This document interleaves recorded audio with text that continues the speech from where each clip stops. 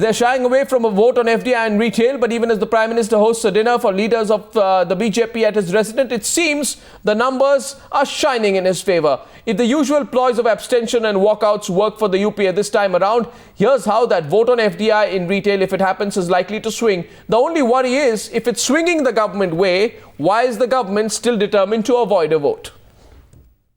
Store American और Europeans के होंगे, सामान चाइना का होगा और भारत सिर्फ सेल्स बॉयज और सेल गर्ल्स का देश बन के रह जाएगा.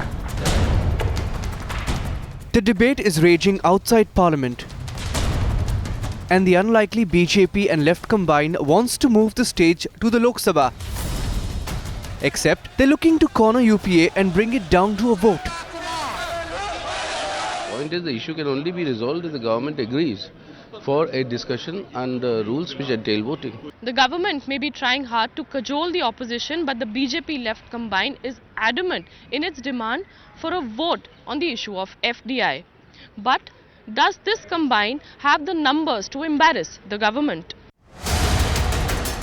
With the JDU out of the mix, BJP and left will bank on Jaya, Mamata, Chandrababu and Naveen Patnaik. But even then, reaching the halfway mark looks distant. From the original numbers on Monday, the UPA sees itself short of the 300 mark as claimed. But with Maya on board on FDI, the passing may not be tough. The Samajwadi Party and the DMK have made it clear to the government that they do not want to be seen voting in favour of FDI if a situation arises on the floor of the House.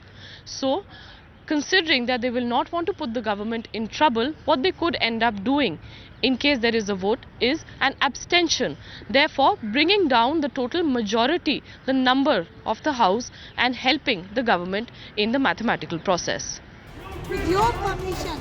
If it comes down to a vote under Rule 184, the numbers look stacked against the BJP, which seeks a debate with voting. In that case, will the M3 combine once again have a role to play? With each taking a contrasting stand on the issue. With Nandita Suneja in New Delhi, Niranjan for Times Now.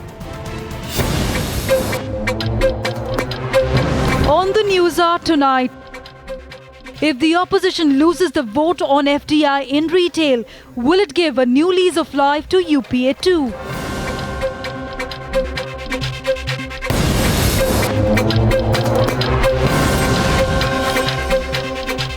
When Parliament begins, one of the most critical players is Arun Jaitley. He's my first guest on NewsHour Direct tonight. Mr. Jaitley, thank you for joining me. First of all, this embarrassment of Mamata Banerjee. You left her completely isolated. Why didn't you support the TMC's no confidence motion in Parliament today, thus completely isolating Mamata Banerjee on day one of Parliament?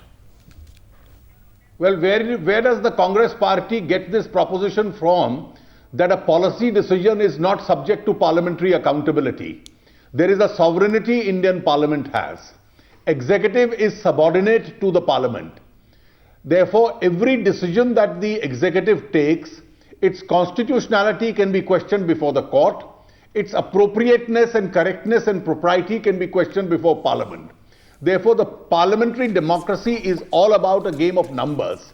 Can the government say that the Parliament is only a place where only debates take place? You can talk out an issue and never vote on an issue. Parliament is all about numbers, whether the majority approves or disapproves of what the executive does.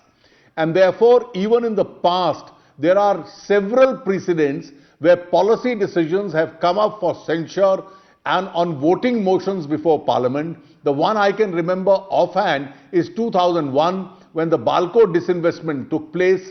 A motion under 184 was debated at length in the Lok Sabha under a voting provision.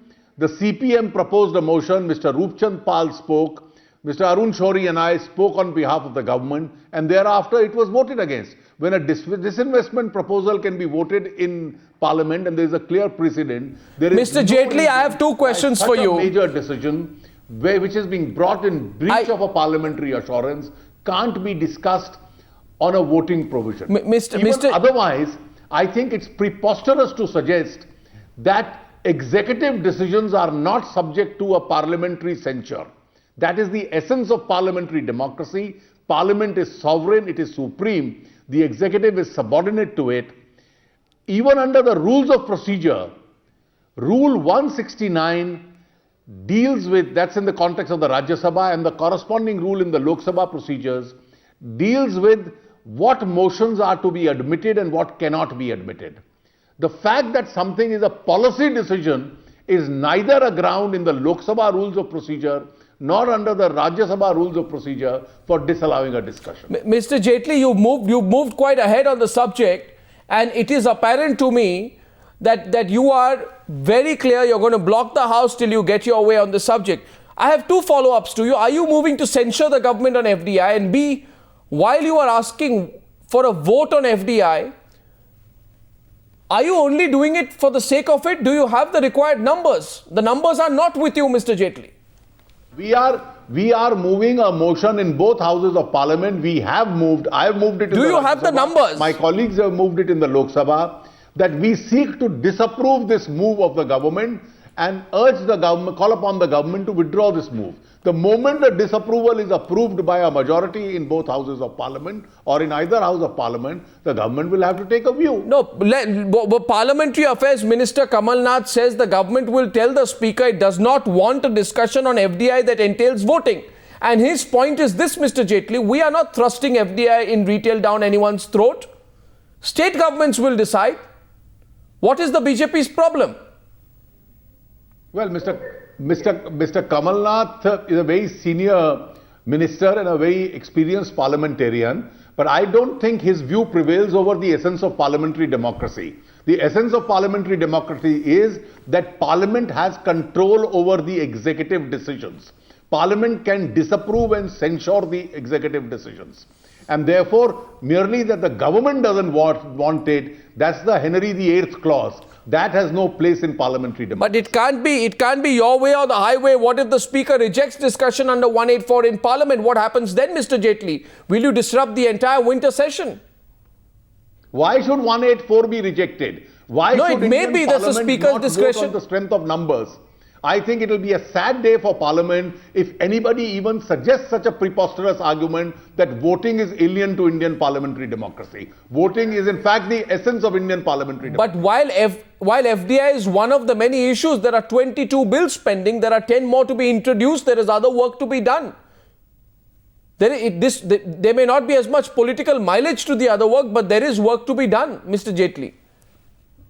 Well, therefore, we should vote on this motion tomorrow. We should debate this motion tomorrow. And from Monday onwards, we can discuss all those bills. And I think you will also be happy if 22 bills are thereafter discussed. But if you don't allow voting on a major policy which affects the very essence of Indian economy, livelihood of such a large number of traders, and has a huge earth-shaking impact on the economy, why should anybody even suggest just discuss the issue but don't vote on an issue? The very suggestion, and I am repeating this, that Parliament should never vote on such issues, in fact defies the very essence of parliamentary democracy. Very aggressive BJP right at the start of Parliament. Arun Jaitley, thank you very much.